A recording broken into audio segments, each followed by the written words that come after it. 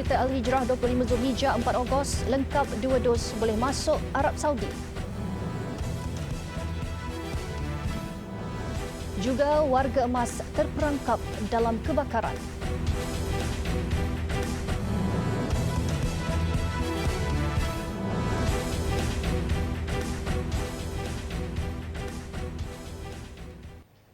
Bismillahirrahmanirrahim. Assalamualaikum warahmatullahi wabarakatuh. Berita Al-Hijrah malam ini bersama saya Nazirah Syaringan. Arab Saudi telah membuka pintu kepada pelancong dari 49 negara sejak 1 Ogos lalu bagi mempermudahkan prosedur dalam mendapatkan visa masuk elektronik untuk jangka waktu setahun dan tinggal hingga 90 hari. Menurut Saudi Gazette, antara syarat untuk mendapatkan visa pelancong dan memasuki Arab Saudi adalah imunisasi penuh dengan salah satu vaksin yang dipersetujui kerajaan. Vaksinasi itu sebagai tambahan kepada ujian PCR negatif yang dilakukan dalam tempoh 72 jam dari waktu keberangkatan dan pendaftaran di portal Mukim. Pelancong dan pelawat yang berasal dari 49 negara termasuk Malaysia layak untuk memohon e-visa yang memungkinkan mereka untuk menunaikan umrah dan melakukan pelbagai aktiviti yang berkaitan dengan pelancongan di seluruh Arab Saudi. Selain Malaysia, warga negara dari Amerika Syarikat, Kanada, Jepun, Kazakhstan, Singapura, Korea Selatan, Australia dan New Zealand juga layak mendapatkan visa pelancongan itu. Menurut Kementerian Pelancongan Arab Saudi, pelancong diminta untuk mendaftarkan dos vaksinasi di portal Mukim dan aplikasi Tawakkalna. Sementara itu, Haramain Sharifain melaporkan pengunjung yang tiba mesti memberikan bukti lengkap mengenai salah satu dari 4 vaksin diakui kerajaan Saudi, iaitu 2 dos Oxford, AstraZeneca, Pfizer-BioNTech atau Moderna vaksin atau 1 dos vaksin yang dihasilkan oleh Johnson & Johnson. Mereka yang lengkap 2 dos vaksin Sinopharm China atau Sinovac akan diterima jika mereka telah menerima dos tambahan dari satu daripada 4 vaksin lain yang dipersetujui kerajaan. Sementara itu, Menteri di Jabatan Perdana Menteri Datuk Zulkifli Mohammad Al-Bakri dalam ciapannya di Twitter bersyukur pelancong Malaysia merupakan di antara 49 negara yang mendapat kebenaran memasuki Arab Saudi ketika ini. Menurutnya, ia merupakan satu penghormatan dan pengiktirafan kepada sistem pengurusan kesihatan di Malaysia. Kenyataan itu dikongsikan di Twitternya selepas menerima kunjungan Duta Besar Arab Saudi ke Malaysia, Mahmud Hussein Said Katan di Putrajaya petang tadi. Datuk Dr. Zulkifli berkata, walaupun kes COVID-19 tinggi di Malaysia, namun kadar vaksinasi dan kesembuhannya amat pantas. Ia memberikan kepercayaan tinggi kepada Arab Saudi untuk membuka pintunya kepada Malaysia.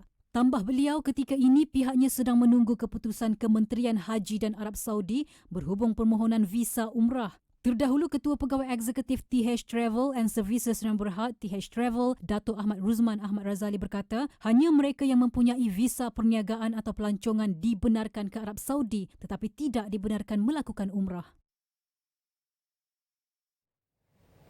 Sementara itu, Presiden Persatuan Pelancongan Umrah dan Haji Papuh, Datuk Seri Razali Muhammad Syam berpandangan pemilihan Malaysia antara negara yang dibenarkan memohon visa pelancongan sangat bermakna. Katanya umat Islam di negara ini yang berhasrat mendapatkan visa berkenaan hanya perlu membayar sekitar RM350 sahaja dan mereka boleh menikmati kemudahan keluar masuk ke negara itu selama setahun serta tinggal di sana tidak melebihi 90 hari. Visa ni you boleh ambil bayar dengan harga masa tu 300 kan 350. Lepas tu you boleh pakai dalam masa setahun, you boleh in and out. At any time kalau you masuk Saudi, you boleh stay sana 90 hari. Lepas 90 hari you keluar. Dan you boleh stay setahun 180 hari untuk maksimum. Jadi visa ni dia bagi privilege kepada negara Islam, Malaysia dengan Brunei saja. Buat yang lain yang dapat semua negara bukan Islam. So, it's a privilege untuk kita dapat. Lepas tu, kalau you ambil terus visa, you nak buat umrah, tak ada masalah. You pergi, request dekat dia punya yang untuk buat umrah tu, you request saja. Dia punya apa, hitam mana ke, apa gitulah. Something like that, muasasah dia, online dia hantarkan. So, with that, kalau you dapat, you boleh buat umrah. Okay, katakan you pergi under visa umrah. You boleh buat umrah sekali je. Dia tak boleh banyak kali macam kita dulu, ingat tak? Kita pergi pagi buat umrah, tengah hari buat umrah, malam buat umrah. Sekarang tak boleh dah. You boleh pergi sekali je you buat. Jadi kalau pakai tulis visa tu okeylah. Beliau berkata selain kebenaran Arab Saudi, orang ramai juga perlu mendapat kelulusan Majlis Keselamatan Negara demi menjaga kesihatan dan keselamatan rakyat. Selain itu, pemohon perlu mendapatkan My Travel Pass, Jabatan Imigresen Malaysia untuk kebenaran keluar dan masuk negara. Di Kedah, seorang warga emas maut manakala dua ahli keluarganya cedera dalam kebakaran sebuah rumah di Kampung Caruk Kemuning Dalam awal pagi tadi. Dalam kejadian kira-kira 5 pagi itu, mangsa Siti Mariam Had, 90 tahun, dikatakan gagal menyelamatkan diri ketika api marak sebelum ditemukan meninggal dunia di biliknya. Dalam kejadian ini, menantu mangsa Zalina Muhammad 55 tahun turut melecur di kaki dan dibawa ke Hospital Sikh untuk mendapat perawatan. Manakala anaknya Syuim Awang 63 tahun sempat menyelamatkan diri dan hanya mengalami cedera ringan. Penolong pengarah bahagian operasi kebombaan dan penyelamat Jabatan Bomba dan Penyelamat Kedah, Muhammadul Ihsan Muhammad Zin berkata, pihaknya menerima panggilan berhubung kejadian pada jam 5.23 pagi dan jentera tiba di lokasi pada 5.28 pagi. Pihaknya dimaklumkan terdapat seorang mangsa terperangkap di dalam rumah. Anggota bomba kemudian berusaha memadam kebakaran dan menemui mangsa pada jam 6.02 pagi dalam keadaan rentung di dalam bilik rumah 2 tingkat berkenaan. 3 motosikal turut terbakar dalam kejadian itu.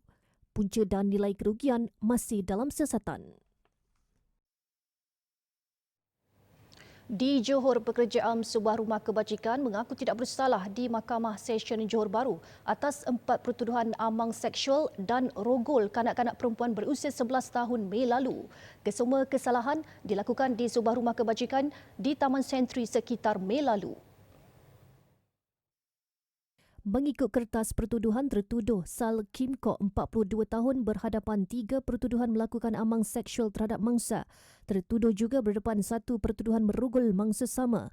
Pertuduhan dibuat mengikut Seksyen 14(A) Akta Kesalahan-Kesalahan Seksual terhadap Kanak-kanak 2017 dan Seksyen 376(2)I Kanun Kesiksaan. Mahkamah memutuskan tiada sebarang jaminan dibenarkan terhadap tertuduh. Kes akan disebut semula 22 September depan. Pada 28 Julai, media melaporkan seorang lelaki ditahan polis bagi membantu siasatan kes merogol kanak-kanak perempuan yang tinggal di sebuah rumah kebajikan. Di Terengganu, seorang anggota Jabatan Sukarelawan Malaysia Rela yang menembak mati bekas Ketua Bahagian MCA Marang didakwa di Mahkamah Magistrate Marang. Ong Chow Lee, 56 tahun, didakwa membunuh Fong Swee Huan, 65 tahun, di sebuah bangsal di Taman Raya Wakaf Tapai Marang pada jam 1.55 petang 23 Julai lalu. Jika sabit kesalahan tertuduh yang didakwa mengikut Seksyen 302 Kanun Kesiksaan berdepan hukuman mati, namun tiada sebarang pengakuan direkodkan, kes akan disebut semula 13 Oktober depan. Media sebelum ini melaporkan seorang lelaki maut manakala anak saudaranya parah selepas ditembak jirannya dipercayai menggunakan senapang patah dalam kejadian di Taman Raya Wakaf Tapai Marang 23 Julai lalu. Mangsa yang cedera di dada disahkan meninggal dunia di tempat kejadian, manakala anak saudaranya Teo Hock Beng, 45 tahun, parah di dada akibat terkena tembakan sama. Di Pahang, seorang pengurus Felda direman 5 hari bagi membantu siasatan berhubung kes rasuah lebih RM64,000. Penolong pendaftar Humairah KM Haide membenarkan permohonan SPRM untuk menahan reman bermula hari ini hingga Ahad. Suspek yang berusia 38 tahun tiba di perkarangan mahkamah kira-kira jam 9.30 pagi. Semalam, lelaki tersebut ditahan di Pejabat SPRM Pahang antara jam 7 petang selepas hadir memberi keterangan mengenai salah guna kuasa sebagai pengerusi Jawatan Kuasa Perolehan Rancangan JKPR dengan melantik syarikat yang beliau mempunyai kepentingan bagi projek berkaitan pertanian yang kesemuanya berjumlah RM64,739. Kes disiasat mengikut Seksyen 23 Akta SPRM 2009. Sementara itu, pengarah SPRM Negeri Pahang, Tuan Hairuzam Muhammad Amin Elias Hamim ketika dihubungi mengesahkan penahanan itu. Status Tan Sri Muhyiddin Yassin sebagai Perdana Menteri akan ditentukan oleh undi percaya yang akan dibuat ahli Dewan Rakyat apabila Parlimen bersidang pada September ini. Keputusan itu telah diperkenan yang di-Pertuan Agong dalam sesi menghadap di Istana Negara pagi tadi. Namun saya juga sedar bahawa kedudukan saya sebagai Perdana Menteri seringkali dipersoalkan. Maka saya telah menyembah maklum kepada Kebawah Duli Yang Maha Mulia Seri Paduka Baginda Yang di-Pertuan Agong bahawa saya akan menentukan keabsahan saya sebagai Perdana Menteri di Parlimen. Suatu usul undi percaya kepada saya akan dibentangkan di Dewan Rakyat ketika Dewan Rakyat bersidang pada bulan September. Melalui cara ini, kedudukan saya sebagai Perdana Menteri dan Perikatan Nasional sebagai kerajaan yang memerintah akan dapat ditentukan mengikut lunas undang-undang dan perlembagaan. Dalam masa sama, Tan Sri Muhyiddin berkata beliau akan memastikan program vaksinasi yang sedang berjalan pada masa ini tidak akan terganggu dan terus dilaksanakan mengikut jadual selain bantuan-bantuan yang diumumkan kerajaan untuk diterima oleh rakyat tanpa sebarang halangan. Pada semua penjawat awam, khususnya para frontliners, agar terus tabah melaksanakan tugas dan tanggungjawab anda tanpa terganggu dengan kamalat politik yang sengaja dicetuskan oleh pihak-pihak tertentu yang cuba menangguk di air yang keruh. Saya tahu bahawa mereka kurang senang dengan ketegasan saya untuk tidak melayan beberapa tuntutan mereka, termasuklah desakan supaya saya mencampuri urusan mahkamah untuk membebaskan beberapa individu yang sedang didakwa atas kesalahan jenayah.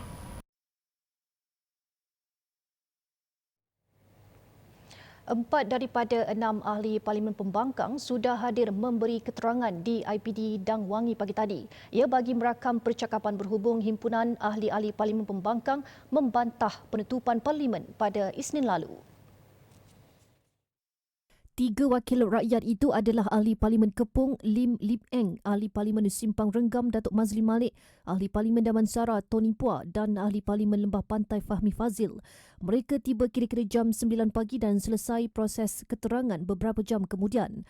Manakala Ahli Parlimen Segambut Hannah Yoh dan Ahli Parlimen Muar Said Sadiq Said Abdul Rahman menyusul kemudian.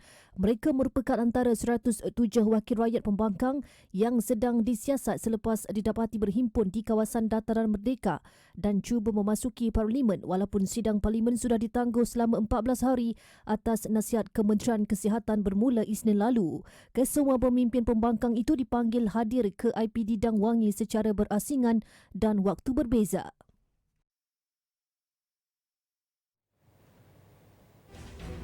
Berehat seketika selepas ini, bayi 28 hari antara yang terkesan.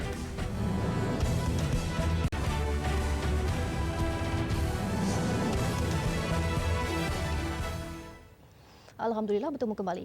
Jumlah pesakit COVID-19 dalam kalangan bayi dan kanak-kanak di Kelantan meningkat antara 25 hingga 30% untuk tempoh 2 minggu kebelakangan ini. Peningkatan itu membabitkan mereka yang berusia di antara 28 hari sehingga 12 tahun. Pengarah Pusat Kuarantin dan Rawatan COVID-19 Berisiko Rendah PKRC Kelantan, Dr. Muhammad Zurairi Muhammad Zubir berkata, peningkatan pesakit dalam kalangan bayi dan kanak-kanak adalah melebihi 200 orang berbanding sebelum ini hanya di bawah 130 pesakit sahaja. Keadaan itu jelasnya agak membimbangkan.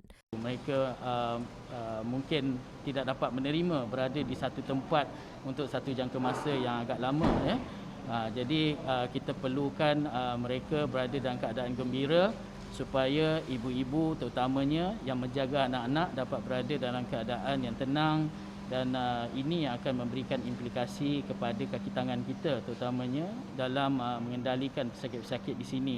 Kerana apabila pesakit-pesakit terutama ibu-ibu berada dalam keadaan yang tenang, insya-Allah kaki tangan kita juga akan berada dalam keadaan yang baik.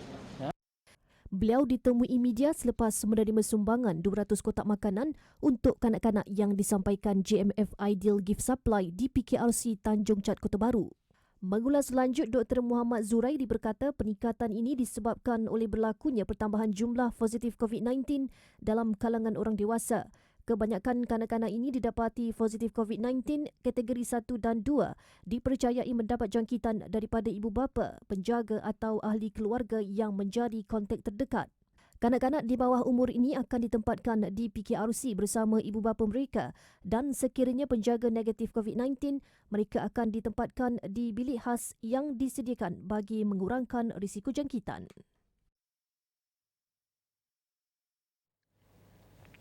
Majlis Agama Islam Wilayah Persekutuan Mawib menyasarkan pemberian suntikan vaksin kepada 7,500 penerima menerusi pelancaran Pusat Pemberian Vaksin PPV bergeraknya yang bermula hari ini hingga 12 September. Pengerusi Mawib, Datuk Dr. Muhammad Daud Bakar berkata, inisiatif tersebut bertujuan membantu usaha kerajaan mempercepatkan imuniti kelompok. InsyaAllah setiap hari kita sasarkan 600 orang.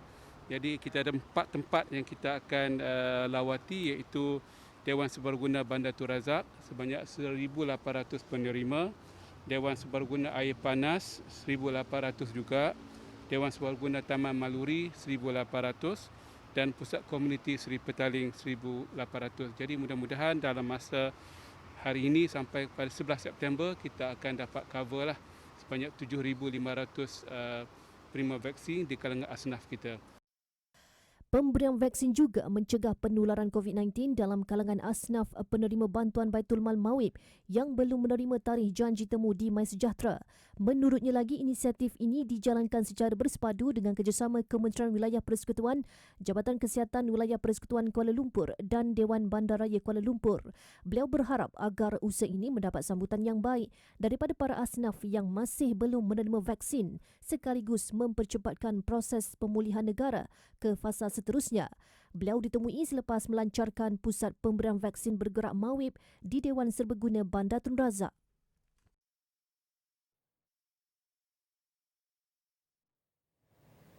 Kes baharu hari ini melonjak kepada 19,819 sekaligus melepasi 19,000 menjadikan jumlah kes positif COVID-19 sebanyak 1,183,110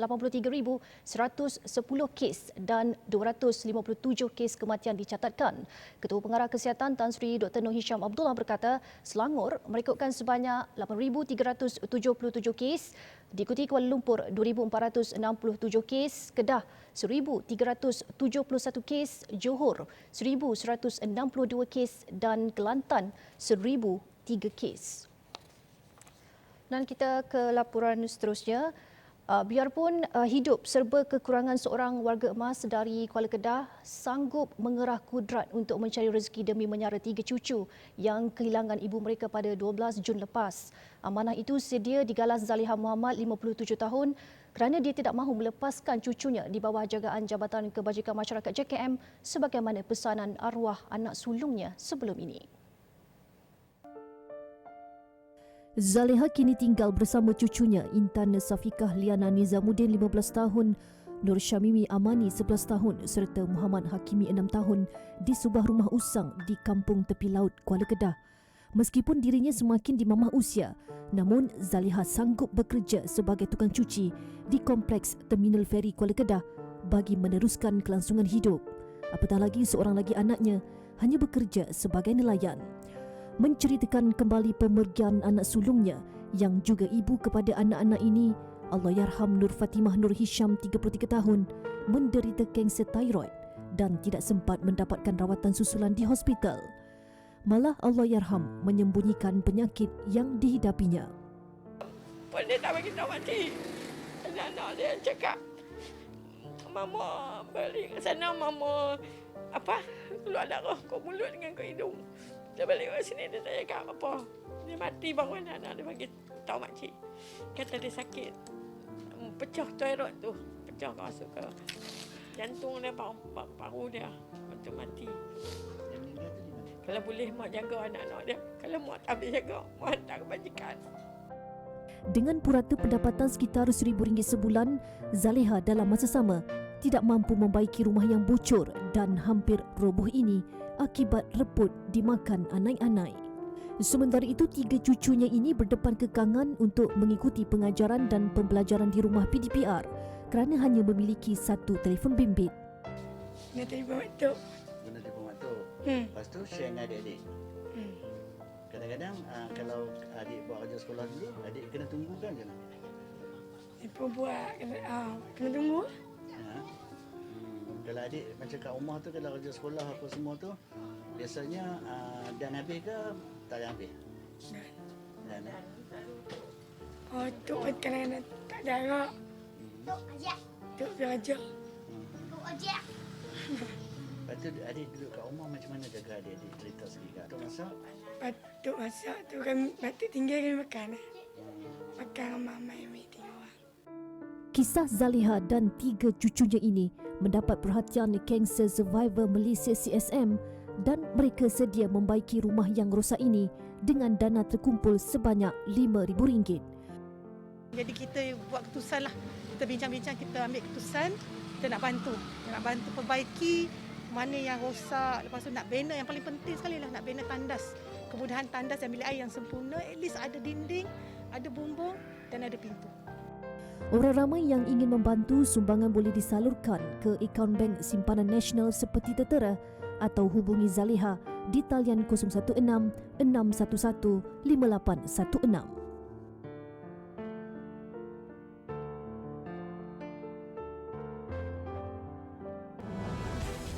Berehat seketika selepas ini, suhu Turki cecah 45 darjah Celsius. Laporan luar negara, suhu permukaan tanah di Turki dan Cyprus meningkat lebih 45 darjah Celsius susulan gelombang haba yang tinggi di 2 kawasan berkenaan. Keadaan diburukkan lagi dengan kebakaran hutan yang dilapor kritikal termasuklah di kawasan tumpuan pelancong. Suhu yang hampir mencecah 50 darjah Celsius itu berlaku 2 kali dalam tempoh sebulan. Kebakaran hutan yang melanda Turki ini dilapor antara yang terburuk dalam tempoh sedekad sehingga mengorbankan 8 nyawa selain ratusan orang terpaksa dipindahkan termasuklah di kawasan pelancongan. Api yang marak turut memusnahkan kawasan pantai Mediterranean dan Aegean sejak seminggu lalu. Suhu melebihi 40 darjah Celsius mencengkam bahagian selatan menyebabkan penggunaan elektrik melonjak sehingga mencetuskan gangguan bekalan tenaga itu di beberapa bandar termasuk Ankara dan Istanbul kemarin. Di kawasan bersepadan dengan Turki, tumpukan sangat merah dikesan di sejumlah besar kawasan termasuklah di Cyprus sehingga memaksa penduduk berpindah. Ia disifatkan bencana terburuk sejak 1987. 5 helikopter dan 5 pesawat digerak bagi memadam kebakaran dengan penglibatan 350 anggota bomba. Gelombang haba semakin banyak melanda seluruh dunia susulan perubahan iklim dan diramal bertambah kerap serta buruk sejajar peningkatan suhu global. China mencatat angka harian tertinggi bagi penularan tempatan COVID-19 dalam tempoh berbulan-bulan susulan pelaksanaan kempen pengesanan kontak dan ujian saringan besar-besaran bagi mengekang ancaman itu, terutama peribakan pantas varian Delta. Pihak berkuasa melaporkan 71 jangkitan tertinggi dilaporkan sejak Januari lalu ketika China bertungkus lumus melakukan ujian saringan COVID-19 dan mengenakan perintah berkurung terhadap penduduknya. Gelombang penularan terbaru kini menyaksikan hampir 500 kes tempatan dicatat sejak pertengahan bulan lalu selepas sebuah kluster dikesan membabitkan pekerja pembersihan lapangan terbang di Nanjing. Wuhan pula melaporkan jangkitan tempatan yang pertama dalam tempoh lebih setahun dan mengambil tindakan segera dengan melancarkan ujian saringan ke atas kesemua 11 juta penduduknya. Sementara itu, Zhang Jiaji yang merupakan destinasi pelancongan dalam wilayah Hunan mengumumkan tiada siapa dibenarkan keluar dari bandar itu selepas ia dikesan menjadi hotspot jangkitan.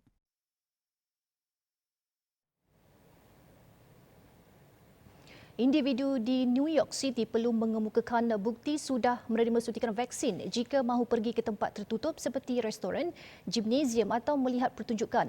Pengumuman Datuk Bandar Bill de Blasio menjadikan NYC sebagai kota besar Amerika Syarikat pertama yang memperkenalkan kaedah demikian. Kes COVID-19 kembali meningkat di Amerika. De Blasio mengatakan bahawa PAS kesihatan yang dipanggil Key to NYC, kunci untuk NYC akan dilancarkan pada 16 Ogos ini. Diikuti dengan masa peralihan sebelum penguatkuasaan bermula sebulan kemudian. Tambahnya, sudah waktunya orang ramai melihat vaksinasi sangat diperlukan untuk menjalani kehidupan yang baik, penuh dan sihat. Dalam beberapa minggu lalu, Gubernur Andrew Cuomo mengeluarkan peraturan yang memperketat peraturan vaksinasi ketika Amerika Syarikat berjuang menangani varian Delta. New York akan mensyaratkan semua pekerja penjagaan kesihatan yang berhadapan dengan orang awam untuk mendapat vaksin mulai bulan September dan semua puluhan ribu pekerja di negara itu perlu menunjukkan bukti vaksinasi atau menghadapi ujian mingguan. Baik, laporan itu tadi mengakhiri berita Al-Hijrah malam ini. Terima kasih kerana menonton. Saya Nazira Syaringat. Assalamualaikum warahmatullahi wabarakatuh dan selamat malam.